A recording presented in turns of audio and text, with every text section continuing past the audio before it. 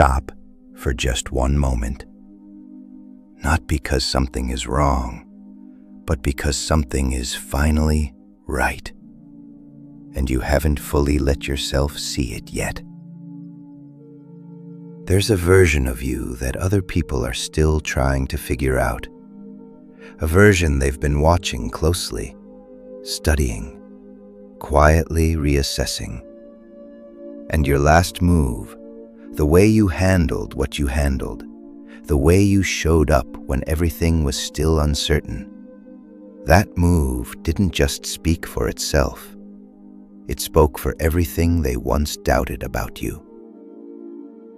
This isn't about external validation. This is about something much deeper. The moment when your own internal growth becomes undeniable, not just to the people watching, but to you. Stay with me.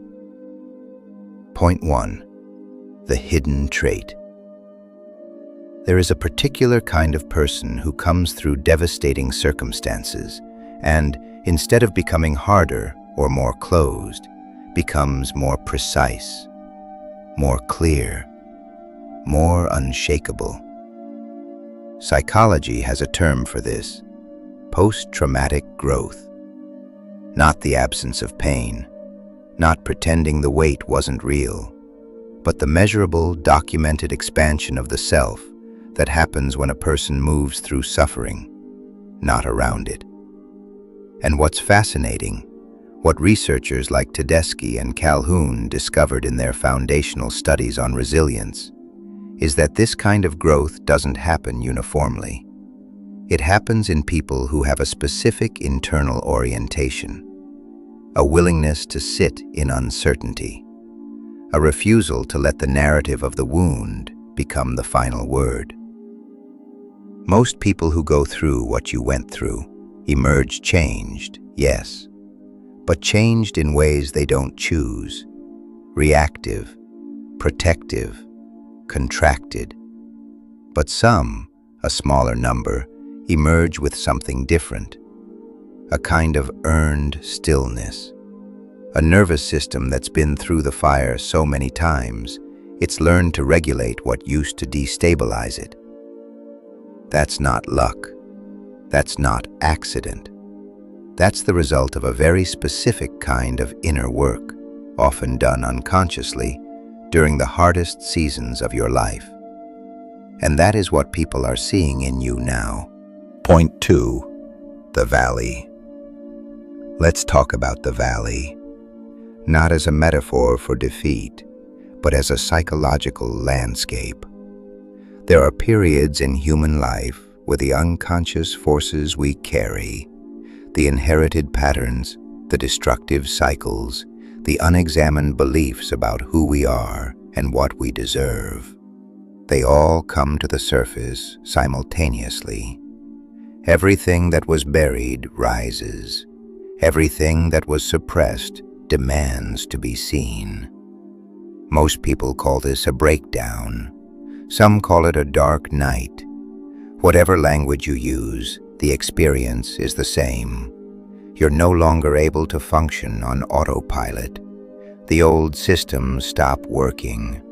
The toxic cycles you adapted to, the ones that protected you as a child but were quietly sabotaging you as an adult, they collapse. And in that collapse, there's a fork in the road. One path says, rebuild the same structure faster, get back to functioning, patch the wound, and move forward. The other path says, look at what's actually here. Sit in the discomfort long enough to understand it. Let the collapse be informative rather than just devastating. The people who walk that second path, the ones willing to do the deep excavation, are the ones who come out fundamentally different from who they were before. Not better in a comfortable sense, different in a precise sense. Like a bone that breaks and heals denser at the fracture point. The place that was once the most vulnerable becomes the place that is now most structurally sound. That's what happened to you in the valley. While others interpreted your stillness as defeat, you were in the most important period of reconstruction your psychology had ever undertaken. Point 3. The science of your resilience. Here's where it becomes genuinely fascinating from a neuroscience perspective. When the human nervous system is exposed to prolonged periods of stress, genuine threat, not just discomfort, it undergoes a process of neural reconfiguration. The brain, specifically the prefrontal cortex, in its relationship to the amygdala, is forced to develop more sophisticated regulatory pathways. This is neuroplasticity in its most demanding form.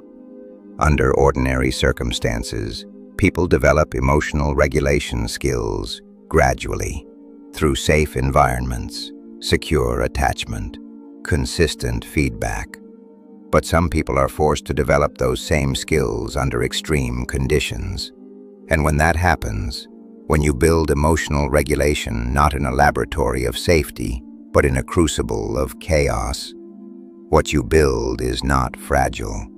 What you build is adaptive mastery. The ability to read a room and not be consumed by it. The capacity to feel grief without becoming grief.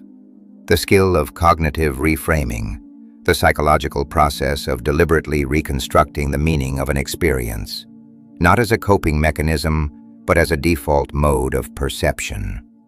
You developed something else too, what researchers call self-directed neuroplasticity, the conscious and unconscious restructuring of your own mental patterns through deliberate attention and repeated new behavior. Every time you chose response over reaction, every time you sat in discomfort instead of running, every time you returned to yourself after being pulled away, you were literally rewiring. The valley didn't break you. The valley was the laboratory, and you were both the experiment and the scientist. And what emerged, what people are now witnessing, is not a performance of strength. It's the natural output of a system that has been redesigned from the inside. Point 4. The last move. Now let's talk about the move they saw. It wasn't the loudest thing you did.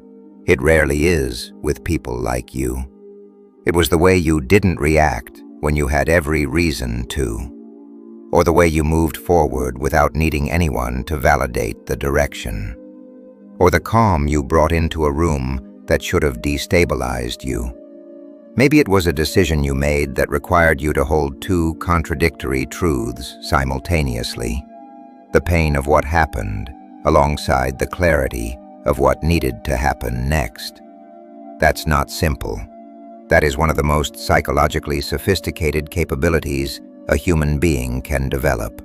What dialectical behavior therapy calls dialectical thinking. The capacity to hold apparent opposites without collapsing into one or the other. Or maybe the move was simpler than that. Maybe it was just showing up, again, after every reason not to, quietly, without announcement, without needing anyone to notice.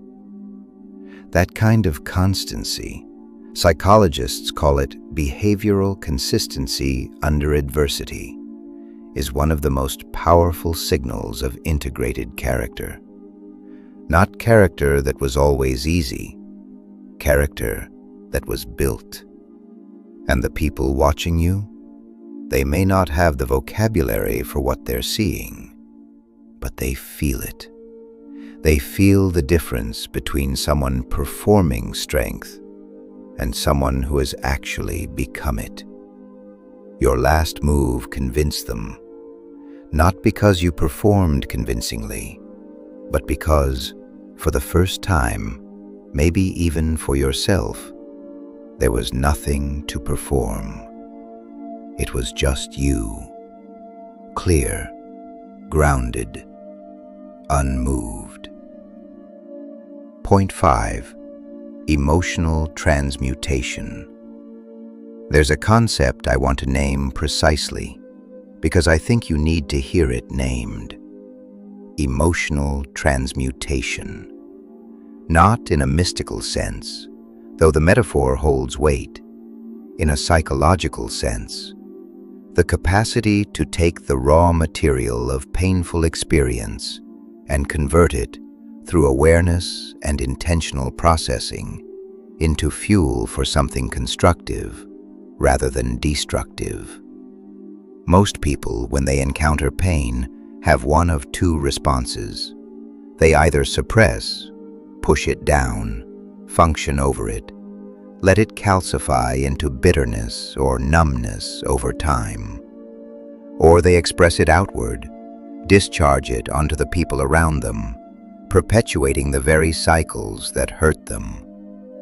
But there is a third option, and it's rarer than either of those: to metabolize the pain, to actually digest it, feel it fully, understand it contextually, extract what it has to teach, and release the residue. To let the weight of what happened become the material that builds something in you, rather than a wound you carry forward. This is not passive. This is one of the most active, demanding processes available to human consciousness. And what's critical to understand is this: when you do that work, when you metabolize instead of suppress or discharge, you break a chain. Not a metaphorical chain, a measurable, documented, intergenerational cycle. Research in epigenetics and family systems theory shows us that unprocessed emotional experience moves through families across generations, through parenting behavior, through modeling, through the nervous system co-regulation that happens between caregivers and children. When you do the work to transmute your pain rather than pass it forward, you change the trajectory. That is not a small thing.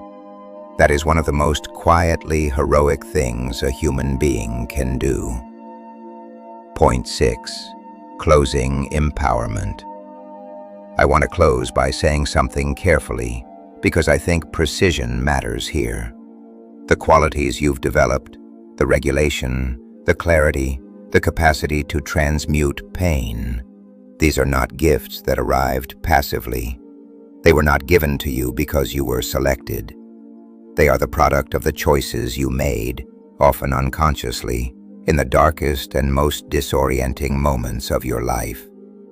The choice to keep processing when it would have been easier to shut down. The choice to stay curious about yourself when it would have been more comfortable to become numb. The choice, repeatedly, to grow instead of harden. Own that, not with arrogance, with precision. Because there's a difference between understanding what you've built and claiming you're exempt from the work.